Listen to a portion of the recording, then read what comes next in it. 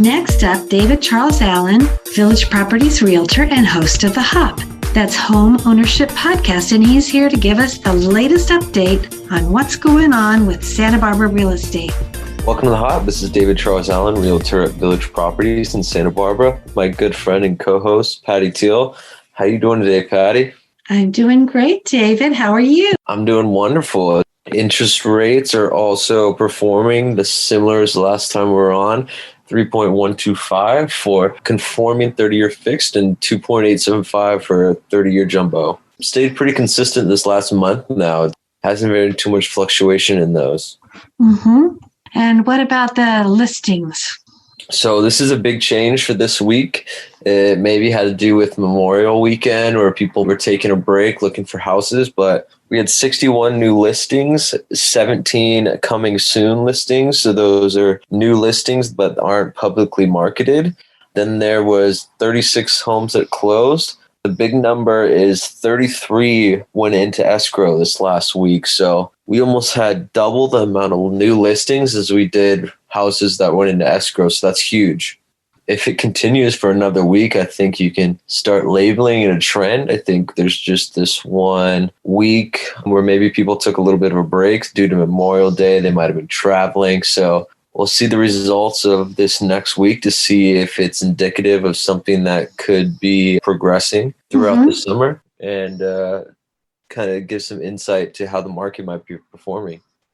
Well, it's nice for people when they're looking for housing to have a little more variety out there and a little more to look at.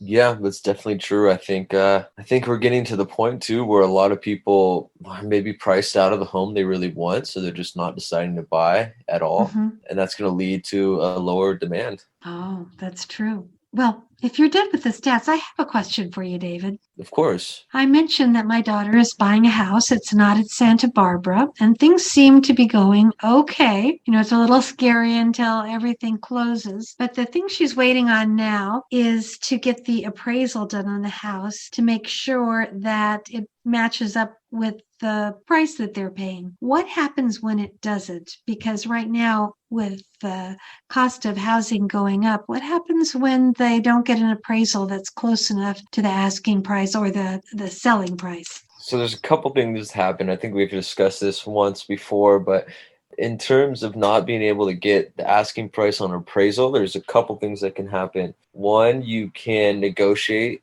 with the seller to bring the price down to the appraisal price. So then you're able to get the loan, because if the loan doesn't fund, the loan won't fund unless it's costing the appraisal. So the other option would be if you pay the difference out of pocket. I see. So if it's $20,000 off, you're going to have to come up with $20,000 additional down payment for the bank to sign off on it. And it really just depends on your lender. It's probably going to be different for everyone. Paying that extra $20,000 may ruffle some other stuff in terms of the lender as well. So it's just it's a one-on-one conversation to be had with whoever your lender is. It's kind of similar to if you're in escrow, they tell you not to make any big purchases because that's going to affect your credit. So buying up an appraisal could be similar to that, but it really is just going to depend on a case-to-case basis.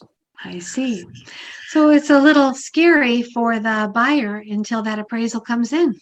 It depends what you mean by scary, because at that point you're allowed to get out of escrow if it doesn't appraise well, or if you decide you don't want to pay the difference. And that you should be free and clear from that escrow and get your deposit back. I'm not super particular with Arizona, but that's how it would work here, as long as you still had your contingencies, your appraisal contingency. The only cost to you would be the prices you've paid for inspections. But on the other side of it, yeah, it could be very stressful if that's the really house you want and you want it at all costs. Right. Or if you've planned to move and you've given notice on your place and you're moving out of state, it just could be stressful. Better word than scary. Stressful.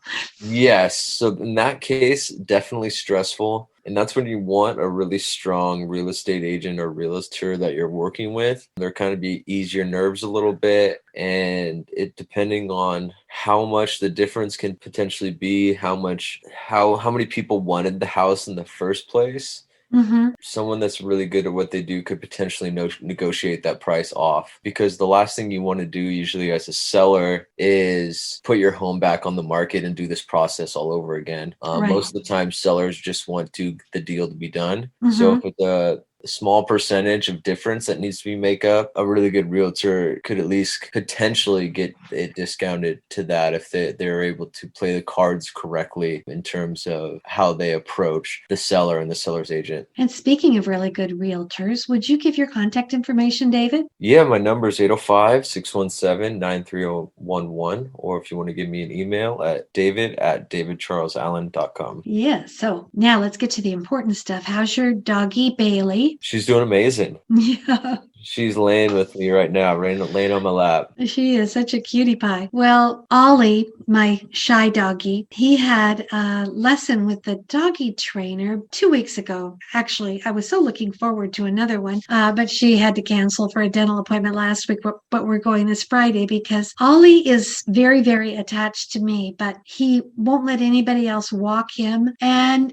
he's not too keen on new experiences. So her diagnosis of him is that he's not a hopeless case. That's the good news. And that he just probably got separated or taken away from his mother at too young of an age, which I do think is what happened. But she has dogs that her own dogs that she says they work for her, and they are just the most amazing dogs. She'd one after another, she'd have them come out, lay on the ground. She had this big grassy yard, and then she'd have them move a little bit closer, and then she'd tell them to stay, and they would just stay.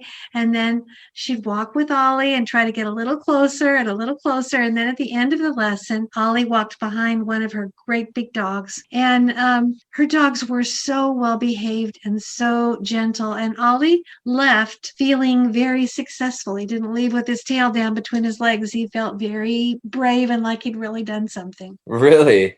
Yeah. That's Mm-hmm. amazing. Yeah. It was an amazing experience. Yes. Yeah, it's like it's I wouldn't say it's tough, but it takes a lot of commitment to really train your own dog, because they're so used to spending all day with you that they're not used to that getting in training mode. So sometimes it's really best to bring somebody else in that's not with them every day, so they can actually learn and not be so accustomed to how they usually act. Yeah, and actually, he behaves really well. I mean, I walk him off leash and things, but he has such a fear. And really, I think the only way to get over that is to give him an experience in a controlled environment, like with these big dogs who just were so well behaved that he could be brave enough to get close to them without them scaring him. Yeah, that's beautiful. It was I great. agree. Sometimes that needs to happen as well. Yeah. Well, David, I hope you have a great week. I'm happy that there's more houses out there for you to be showing. And maybe next week you can talk about a few of them and get people interested. Sounds good, Patty. Let's give it a go next week. All right. Have a great week. Thank you so much. Bye, David. Bye.